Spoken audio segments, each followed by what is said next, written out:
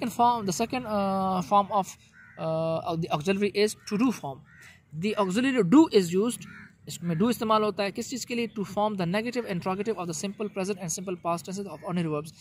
कौन सी चीज़ है simple present या simple past tense बनाने के लिए आम जो verb होते हैं उसका हम या तो simple present उसके अंदर इस्तेमाल करते हैं या simple past tense के अंदर भी इस्तेमाल करते हैं, किसको? do के अंदर. For example, he doesn't sleep, he didn't sleep.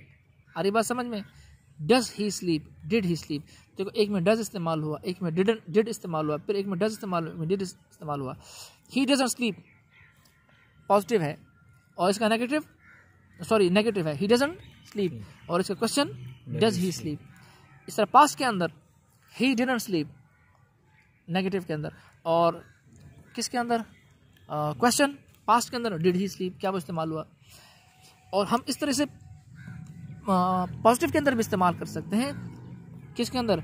he does sleep. और वहाँ पर एम्फेसिस के लिए जब हम एम्फेसाइज करते हैं किसी जगह जोर देते हैं, शिद्दत पैदा करते हैं, उसके अंदर भी हम दोनों का इस्तेमाल करते हैं. आई डू गो देयर, मैं ज़रूर जाऊँगा वहाँ. समझा कि मैं ज़रूर जाता हूँ. ही डज स्लीप, वो ज़रूर सोता है, वो ज़रूर आराम करता है या वो ज़रूर आराम कर रहा होगा. सो ही डिड गो देयर, वो बिल्कुल वाकई वहाँ गया. वैसे तो पास्ट है ना, सो ही वेंट देयर आना चाहिए, लेकिन हम इस्तेमाल करते हैं ही डिड और उसके first form he did go there emphasis के लिए कि वो ज़रूर वहाँ गया. दूसरा है किसके लिए इस्तेमाल करते हैं ये to do form? To avoid repetition of a previous ordinary verb. एक और रिपीटिशन जो पिछले जुमले में एक वर्ब है उसको न रिपीट करें, उसकी रिपीटिशन से हम बचें, इस वजह से हम डू इस्तेमाल करते हैं. Do you know him? इस आई डू. ये आई डू कहाँ से आया? ये आई डू रिप्लेस हुआ नो के लिए, के साथ रिप्लेस हुआ. आप कैसे कहेंगे? Yes I know him. Do you know him? आप कहते हैं yes I know him. So I know him पहले इस्तेमाल हो चुका है, इस वजह से आप आंसर के अंदर, किसी सवाल के आंसर के अंदर दोबारा उस वर्ब को नहीं इस्तेमाल करना चाहते जो पहले ने इस्तेमाल किया है, उसकी जगह आप डू इस्तेमाल करते हैं. Do you know him? Yes I do. He drives well. Yes he does. असल में क्या है? Yes he drives well. Does he drive well? तो आप कहते हैं कि यस ही डज, बजाय ये कहने के कि यस ही ड्राइव्स वेल. समझ आ रही है? आप ये ड्राइव्स वेल को ख़त्म कर देते हैं, उस वर्ब की रिपीटेशन से अपने आप को बचा लेते हैं, सिर्फ ये कहकर डज लगाकर या डू लगाकर. I teach well and so do you. I teach well and you teach well as well. समझ आ रही कि नहीं आ रही? असल में ये है. लेकिन आप ये टीच वेल दोबारा को ख़त्म करने के लिए डू लगाते हैं. I teach well and so do you. तीसरा है is used to show emphasis. जाहिर बात है, एम्फेसिस को मैंने अभी पहले बताया, जोर देने के लिए, शिद्दत पैदा करने के लिए. यू लुक गुड, आप अच्छे लगते हैं. ये जुमला वैसे पहले कंप्लीट है, लेकिन आप डू लगा दिया ताकि इसमें शिद्दत पैदा हो, एम्फेसिस पैदा हो. सो एम्फेसिस के लिए, शिद्दत के लिए आप डू लगाते हैं. आप बिल्कुल अच्छे लग रहे हैं, आप अच्छे लग रहे हैं, यू लुक गुड. लेकिन आप क्या करते हैं? यू डू लुक गुड, आप बिल्कुल अच्छे लग रहे हैं, आप बहुत अच्छे लग रहे हैं. कोई शक नहीं है, तो इसमें शिद्दत पैदा करते हैं. ही मीट मी, तो असल में डिड के साथ चूंकि फर्स्ट फॉर्म आता है, लेकिन यह पास्ट का जुमला है, हम ऐसे इस्तेमाल कर सकते थे डिड के अलावा भी. ही मेट मी, वो मुझसे मिला. ही मेट मी, ये मीट नहीं, इसकी second form he met me इस्तेमाल कर सकते थे, लेकिन चूंकि माजी के अंदर हमने शिद्दत पैदा करनी थी, एम्फेसिस पैदा करना था, हमने डिड का इस्तेमाल किया. He did. लेकिन चूंकि डिड के साथ हम मजबूरी हमारी यह है कि सेकंड फॉर्म इस्तेमाल नहीं कर सकते कि हम कहें ही डिड मेट मी, वो गलत हो जाएगा. लिहाजा फर्स्ट फॉर्म इस्तेमाल करते हैं हमेशा डिड के साथ, क्योंकि हम पढ़ चुके हैं.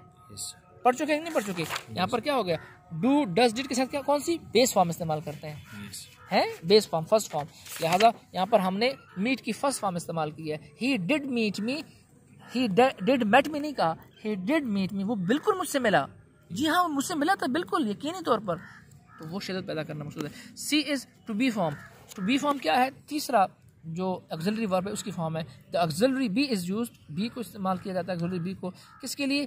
To form a continuous tense, एक कंटिन्यूअस टेंस इस्तेमाल करने के लिए, बनाने के लिए. He is reading, she was teaching.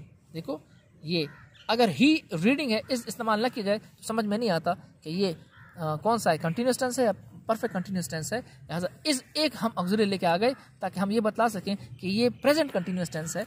She was teaching, समझ आ रही कि नहीं आ रही? यहाँ पर जेरन है, इसको जेरन भी कह सकते हैं आप, और इसको क्या है जेरन खैस, हाँ जेरन भी आप कह सकते हैं इसको, लेकिन इसके दरमियान ऑब्जेक्ट के वर्ब और सब्जेक्ट के दरमियान हम ऑक्सिलरी को ले आए ताकि हम एक कंटिन्यूस टेंस को बना सकें, फॉर्म कर सकें।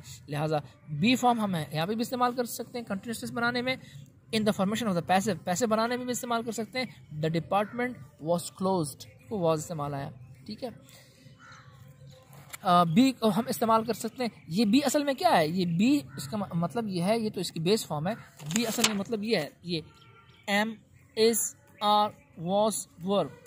टू बी का मतलब क्या है, मतलब एम इज आर या वर, ये बी इसको रिप्लेस करेगा, ठीक है। बी को रिप्लेस करेगा एम, या बी को रिप्लेस करेगा इज, या बी को रिप्लेस करेगा आर, या बी को रिप्लेस करेगा वॉज, या बी को रिप्लेस करेगा वर, या बी को रिप्लेस करेगा बिंग, या बी को रिप्लेस करेगा बेन। यानी बी फॉलोड बाय बी कहकर मतलब बता रहे हैं, ठीक है। Is am are was were, इसका मतलब यही है। तो ऐसा ना हो कि आपके जहन में क्या हो कि सिर्फ बी इसको फॉलो कर, नहीं, बी का मतलब सिर्फ बी नहीं है, बी का मतलब असल में क्या है, ये सारे हैं, ठीक है, ये सारे फॉर्म्स हैं। एम है, इस है, आर है, वॉज है, वर है, बीइंग है और बेन है, ये सारे फॉर्म्स हैं। तो ये इसको जब ये फॉलो हो किसके साथ, किसके जरिए से, बाय इन्फिनेटिव। इन्फिनेटिव इससे पहले हो, इज यूज्ड फॉलोड बाय, नहीं इसके बाद हो, बी के बाद एक इन्फिनेटिव आए। So followed by infinitive is used to show, किसके लिए आता है, टू शो अ प्लान, एक प्लान को बतलाने के लिए आता है। अरेंजमेंट, किस तरतीब को बतलाने के लिए आता है। और एग्रीमेंट, किसी रजामंदी को बतलाने के लिए आता है। जैसे I am to see him tomorrow, अब ये प्लान है। I am to see, I am to go, I am to see, I am to drive, I am to sleep.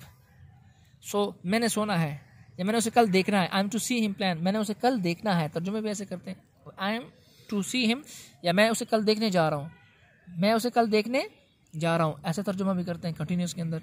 I am to see him tomorrow, I am to see you tomorrow, समझ आ रही। I am to take a class tomorrow, तो मैं आपको कल class लेने जा रहा हूँ, मैं कल आपको देखने जा रहा हूँ। सो एम ऑक्सिलरी, और इसके बाद ये इन्फिनेटिव इस्तेमाल हुआ है, ये वाला इन्फिनेटिव है, समझ आ रही कि नहीं। यानी जब इसके बाद एक इन्फिनेटिव आए ये, तो किस चीज़ को बतलाता है, ये तो प्लान को बतलाता है, ये अरेंजमेंट को बतलाता है, एग्रीमेंट को। A man is to die, आदमी ने क्या करना है, मरना है। तो देखो ये फिर इन्फिनेटिव इस्तेमाल हुआ। सो ये is auxiliary, a man is to die. एक फैक्ट है, एक चीज़, एक प्लान, एक फैक्ट को बयान किया जा रहा है जिससे इनकार मुमकिन नहीं है, हम इससे करते हैं।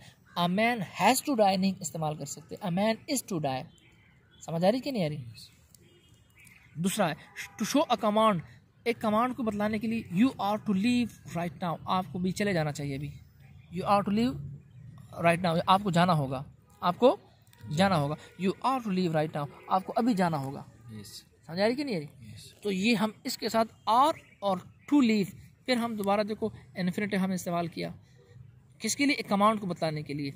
हम कहते हैं लीव नाउ, ये भी ठीक है, लीव राइट नाउ, लेकिन आप इसके साथ भी कमांड कर सकते हैं इन्फिनेटिव के ऑक्सिलरी के साथ भी। जब इसके बाद आप एक इन्फिनेटिव छोटा सा लगा दें, आप क्या कर सकते हैं, कमांड जारी कर सकते हैं। You are to leave right now, आप अभी जा सकते हैं, आपको अभी जाना होगा।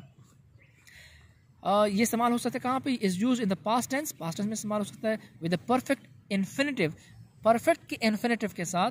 टू शो, क्या शो करने के लिए, एन अरेंजमेंट, एक ऐसा arrangement that was made but not carried out, जो किया तो गया, अरेंजमेंट किया गया लेकिन उसको अमल में, अमली शक्ल में नहीं लाया गया। अमली शक्ल में नहीं लाया गया अगरचे, लेकिन उसको प्लान किया गया था, उसको अरेंज किया गया था। तो हम इसको क्या करते हैं, परफेक्ट के इन्फिनेटिव के साथ, यानी हैव के साथ या हैड के साथ इस्तेमाल, सॉरी हैड के साथ तो नहीं इस्तेमाल कर सकते, एक ही के साथ इस्तेमाल होगा। जो भी ये इन्फिनेटिव हैं परफेक्ट के, ये परफेक्ट के इन्फिनेटिव्स हैं, तो ये हैव इस्तेमाल हो सकता टू के साथ। ये दोनों टू हैज़ और टू हैड वैसे भी इस्तेमाल नहीं हो सकता। So they were to have been left, they have been left असल में ना, असल में ये है, देखो दे हैव बीन लेफ्ट, लेकिन माना कुछ और दे देगा। लेकिन जब आप इस्तेमाल करते हैं दे वर पास्ट के अंदर, फिर टू हैव, ये इन्फिनेटिव है, ये वाला परफेक्ट का इन्फिनेटिव ये। So they were to have been left but had to postpone till next month, उनको चले जाना चाहिए था, उनको चले जाना था, ऐसा तर्जुमा है, उनको जाना था, उनको चले जाना था, उनको छोड़ जाना था, बट लेकिन had to postpone till next month, लेकिन अगले महीने तक उनको पोस्टपोन करना पड़ा। समझ आ रही कि नहीं? अब दोबारा यहाँ पर ये इन्फिनेटिव आया हैड टू के साथ।